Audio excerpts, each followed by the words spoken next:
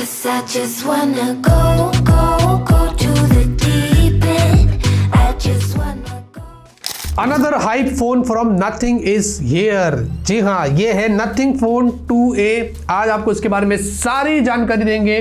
इधर से नहीं रे पुष्पा, सीधे बार्सिलोना से देंगे। हाँ, और बहुत ही इंटरेस्टिंग फीचर्स यहाँ पर आपको इस फोन में मिलते हैं। और प्राइस के बारे में मुझे कुछ भी पता नहीं है, सारी इंफॉर्मेशन डिस्क्रिप्शन में और कमेंट के अंदर हम ऐड कर देंगे। बॉक्स देखेंगे इस तरीके का, जो ऑलरेडी हमने हमारा गिव अवे किया था, गिव अवे चल रहा है, आपको रिमाइंड कर देते हैं। डिस्क्रिप्शन कमेंट में लिंक्स वगैरह ऐड कर देंगे। 10 फोन्स में दे रहा हूँ, अभी भी पार्टिसिपेट करने का वक्त है, 10-11 तारीख तक चलेगा, तो आप जाके पार्टिसिपेट कर सकते हैं। बाकी बॉक्स में आपको यहाँ पर मिलता है एक फोन, आपको चार्जर नहीं मिलता है। जी हाँ, Type-C to Type-C केबल, एक transparent style SIM ejector pin और कुछ कागजात, बस, और आपको कुछ नहीं मिलता है। अब डिजाइन की बात करते हैं तो इस बार आपको वही सेम डिजाइन मिलती है नथिंग फोन 1 और 2 जैसी, मतलब उन्होंने वही ट्रांसपेरेंट बैक रिटेन किया है। बट यहाँ पर कुछ इनोवेशन हुआ है जिसके बारे में आपको बतानी है। पहले तो आपको यहाँ पर जो कैमरा प्लेसमेंट है वो एकदम सेंटर में है, और उन्होंने इसको नाम दिया है द आइस, क्योंकि ये आंखों की तरह आपको देखती है। लेकिन यहाँ पर एक इनोवेशन ये हुआ है कि आपको कैमरा जिस जगह पर मौजूद है उसके साइड में जो है वो जो सर्कल है वो पूरा NFC कॉइल है। NFC के बीच में ही उन्होंने आपको कैमरा दिया है, ये उनका एक इनोवेशन है। और नीचे आपको लाइंस देखने को मिल रही है, तो ये कुछ ऐसा ट्रांसपेरेंट फील आपको जो नथिंग फोन 1 और फोन 2 में था वो आपको यहाँ पर भी मिलता है। बाकी ग्लिफ लाइट्स आपको दिख रही है वो रिटेन हुई है। 3 अलग अलग आपको ग्लिफ लाइट्स मिलती है, और ग्लिफ इंटरफेस का पूरा ऐप सेटिंग्स है, आप पूरा मजा ले सकते हैं। आपको रिंगटोन कस्टमाइज करना है, प्रोग्रेस बार की तरह, वॉल्यूम इंडिकेटर की तरह, हर तरीके से जो हमने नथिंग फोन 1 और 2 में ग्लिफ का मजा लिया था, ग्लिफ टॉर्च हो या जो भी हो, वो सारी की सारी चीजें यहाँ पर रिटेन हुई है, उन सब का आप अच्छे से मजा ले सकते हैं। जो बैक है ये दोस्तों, ये आपको पॉलीकार्बोनेट मिलता है, जी हाँ, ग्लास नहीं है। और यहाँ पर आपको उन्होंने बताया कि 90 degree wrap around unibody design दिया है, यानी कि साइड से अगर बॉर्डर्स देखते हैं तो स्लाइड कर्व्ड है। जब आप होल्ड करते हैं तो आपको वो कर्वनेस हल्की सी महसूस होगी, इसीलिए उन्होंने 90 डिग्री की यहाँ पर बात करी है। और साथ में जो फ्रेम्स है ये आपको पूरे मैट में मिलते हैं, एकदम बहुत ही अच्छा फील आया। मैंने बहुत सारे फोन्स यूज किए, लेकिन ज़्यादातर मैंने मैट फ्रेम्स नहीं देखा, वो प्रीमियम फोन्स में होते हैं। बट यहाँ पर उन्होंने जो फ्रेम्स का जो डिज़ाइन दिया है, वो मैट टेक्सचर जो आप होल्ड करते हो वो फील होता है, वो कमाल का है। IP54 आपको रेटिंग्स मिलती है, आपको यहाँ पर कर्व्ड एजेस देखने को मिलते हैं, तो ज़्यादा शार्प नहीं है, आप लॉन्ग टर्म तक इसको यूज़ करो, उस मामले में भी कोई प्रॉब्लम नहीं है। 8.55 mm की थिकनेस, 190 ग्राम्स का है, बहुत ही कंफर्टेबल है, और वन हैंड यूज के लिए भी ये फोन काफी बढ़िया है। बाकी आपको यहाँ पर इसमें 2 कलर्स देखने को मिलते हैं, एक व्हाइट और एक ब्लैक। दोनों में अपनी अपनी अच्छाइयाँ और बुराइयां हैं। जैसे कि अगर आपको ब्लैक वेरिएंट चाहिए, ग्लिफ का मजा लेना है, तो ब्लैक में आपको रेकमेंड करता हूँ, लेकिन इसमें स्मजेस होते हैं, उंगलियों के निशान पड़ जाते हैं, हाँ, ये दिखने में आते हैं। अगर आप व्हाइट लेंगे तो उसमें उंगलियों के निशान नहीं पड़ेगा, लेकिन ग्लिफ लाइट का उतना मजा आपको नहीं मिलेगा। तो अगर आपको शो ऑफ करना है तो व्हाइट वाला है, और अगर आपको ग्लिफ लाइट का मजा लेना है तो ब्लैक वाला है। डिस्प्ले की बात करते हैं, आपको 6.7 इंच की फुल HD+ की फ्लेक्सिबल एमोलेड डिस्प्ले मिलती है। फ्लेक्सिबल वो ऐसा वाला नहीं, बट एक नाम दिया गया, फ्लेक्सिबल एमोलेड डिस्प्ले मिलती है। और ये एडेप्टिव रिफ्रेश रेट सपोर्ट करता है, यानी कि इसमें मैक्स 120 हर्ट्ज की आपको हाई रिफ्रेश रेट मिलती है। 30 से 120 हर्ट्ज के बीच में एडेप्टिवली ये सिंक करेगा, depending on the task you do. और साथ ही साथ पंच होल बहुत छोटा है, चिन भी बहुत कम है। इसका स्क्रीन टू बॉडी रेशियो मुझे बहुत अच्छा लगा है। इस पर स्क्रीन गार्ड भी उन्होंने पहले से लगा कर दिया है, और साथ ही साथ गोरिल्ला ग्लास 5 की डिस्प्ले पर प्रोटेक्शन मिल जाती है। वैसे 240 हर्ट्ज का आपको टच सैम्पलिंग मिलता है, PWM, DC डिमिंग वगैरह वो सब कुछ यहाँ पर लगा हुआ है। और 10 बिट वाली डिस्प्ले, तो कलर्स बहुत अच्छे, HDR का सपोर्ट मिलता है। हमने जब चेक किया तो ब्राइटनेस बहुत हाई जाती है, मैक्स 1300 निट्स की आपको पीक ब्राइटनेस मिलती है।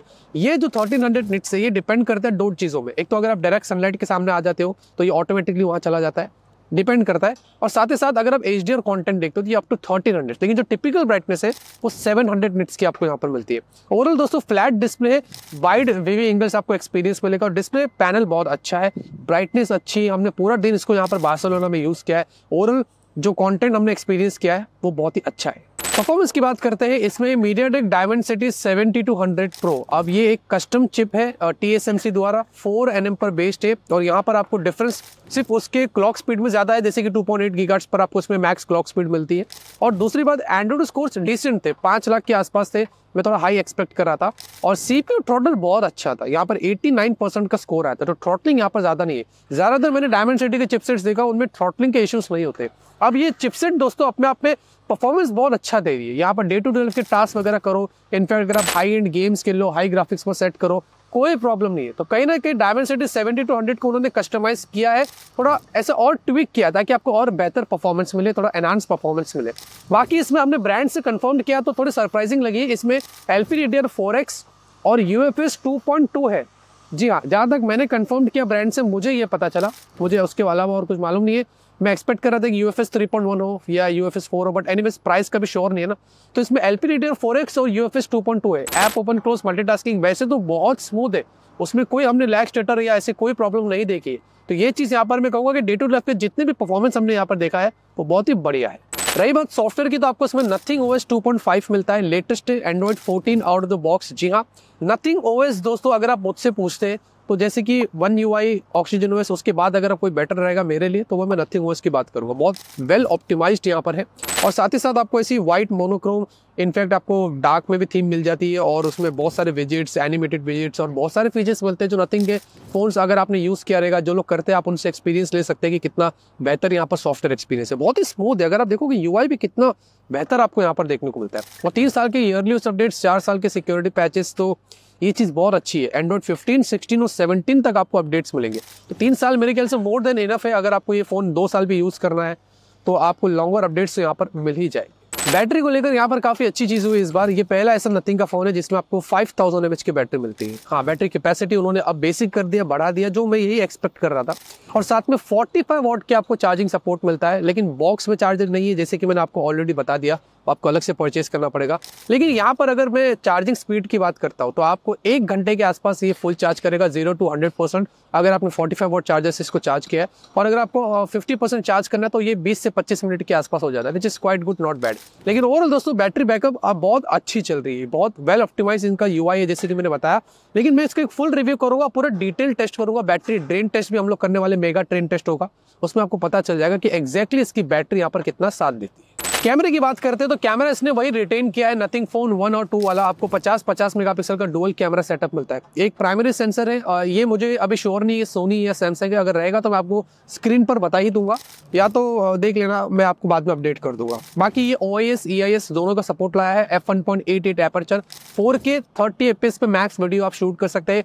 अल्ट्रा HDR है, मोशन कैप्चर है, पोर्ट्रेट है, नाइट मोड, ऐसे बहुत सारे फीचर्स दिया है। स्लो मोशन की बात करें तो फुल HD 120 FPS का आपको सपोर्ट मिलता है। तो अगर आपको थोड़े बहुत स्लो मोशन वीडियोस लेने हैं, हाँ मैं एक एक्शन हीरो हूँ, आपको वैसे एक्शन हीरो बनना है तो आप वैसे स्लो मोशन वीडियोस निकाल सकते हैं। बाकी आपको 50 मेगापिक्सल का अल्ट्रा वाइड सेंसर मिलता है, और अल्ट्रा वाइड फोटोज काफी अच्छे। ये हमने सग्राडा फैमिलिया, बार्सिलोना में एक बहुत बड़ी चर्च है, उसका हमने एक अल्ट्रा वाइड शॉट लिया था। कलर करेक्शन अच्छा है, ज्यादा यहाँ पर कोई डिस्टॉर्शन नहीं है और सब कुछ बढ़िया है, तो अच्छे खासे आप अल्ट्रा वाइड फोटोज भी यहाँ पर निकाल सकते हैं। बाकी सेल्फी की बात करें तो 32 मेगापिक्सल की सेल्फी, इंप्रेसिव। और यहाँ पर आपको मैक्स फुल HD 60 FPS, कोई 4K का सपोर्ट नहीं है। यहाँ पर भी पोर्ट्रेट है और बहुत सारे फीचर्स आपको सेल्फी में भी देखने को मिल जाते हैं। अब यहाँ पर बात करते हैं कुछ कैमरा सैंपल्स की। तो ओवरऑल दोस्तों जो फोटोज निकल कर आए वो बहुत अच्छे, डे के अंदर हमने फोटोज लिया था, काफी इंप्रेसिव है। पोस्ट प्रोसेसिंग यहाँ पर कहीं ना कहीं दिक्कत आती है कि इन्होंने काम किया है। अगर आप डायनामिक रेंज देखते हैं और अगर आप सेल्फी देखते हैं तो सेल्फी भी बहुत अच्छी निकल कर आए। तो डे के फोटोज तो काफी इंप्रेसिव थे, कलर वगैरह और डायनामिक रेंज, सैचुरेशन, सब कुछ अपनी जगह पर बहुत अच्छा था। मैं आपको डे के कुछ वीडियो सैंपल्स भी यहाँ पर बताता हूँ। ये रियर वीडियो है, फुल HD 60 FPS, जो आप देख सकते हैं। इसकी स्टेबलाइजेशन आपको कैसे मिल रही है वो भी आपको यहाँ पर पता चल जाएगा। और क्वालिटी हम लोग सनलाइट के अगेंस्ट यहाँ पर है, तो आपको डायनामिक रेंज के बारे में एक्सपीरियंस हो जाएगा। और एक हम लोग सनलाइट के एकदम सामने आ चुके हैं, और अब यहाँ पर थोड़ा सा हम लोग वॉक करते हैं, थोड़ा सा फास्ट वॉक करते हैं। तो अगर आप स्टेबलाइजेशन देखेंगे तो किस तरीके की है और कैसा वीडियो क्वालिटी लगी है, कमेंट में ज़रूर बताएं। तो ये है सेल्फी वीडियो रिकॉर्डिंग, जो आप देख सकते हैं, ब्यूटीफुल बार्सिलोना बीच, यस। और इस तरीके से आपको स्टेबलाइजेशन मिलती है। फिलहाल के लिए मैं यहाँ पर जो है वो सनलाइट के अगेंस्ट हूँ, सन जो है वो पीछे। उसके बाद भी अगर आप ब्राइटनेस देखेंगे और अगर आप डायनामिक रेंज पे गौर करते हैं, बहुत अच्छा निकल कर आया, नॉट बैड। और यहाँ पर मैं आता हूँ डायरेक्ट सनलाइट में, और आप देख सकते हैं कि कितना ज़्यादा यहाँ पर इसने एक्चुअली में मेंटेन किया है।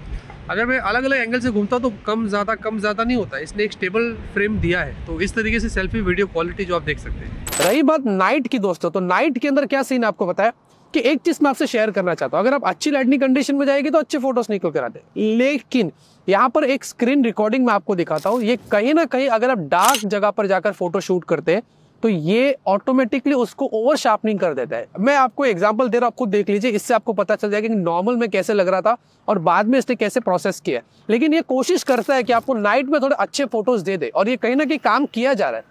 इस बात में मैं ब्रांड को अप्रिशिएट करता हूँ कि उन्होंने कोशिश किया कि नाइट में अगर आप फोटोज लो तो इसको ओवर शार्पनिंग करके कुछ ना कुछ करके HDR में आपको अच्छी क्वालिटी के नाइट फोटोज दे। तो ये इस तरीके के हमने फोटोज नाइट के यहाँ पर नोटिस किए हैं। ओवरऑल दोस्तों गूगल ड्राइव की लिंक हमने छोड़ दिया है नीचे, बाकी तो उसका पूरा डिटेल रिव्यू करेंगे ना तो कैमरे को और भी एक्सप्लोर करेंगे। नेटवर्क कनेक्टिविटी की भी बात करते हैं, आपको उसमें डुअल 5G है, मल्टीपल 5G बैंड्स दिया गया है, वाईफाई 6 का आपको सपोर्ट मिलता है, ब्लूटूथ 5.3 है, NFC की तो बात हमने पहले ही कर दिया था, और जितने जो सेंसर्स है उन सारे सेंसर्स का आपको सपोर्ट मिलता है। अब ओवरऑल दोस्तों इस फोन के बारे में जो भी चीजें थी आपको मैंने बता दिया, क्या अच्छा था क्या बुरा था एज ऑलवेज, और फर्स्ट इंप्रेशन काफी अच्छा है, काम उन्होंने किया है कहीं ना कहीं।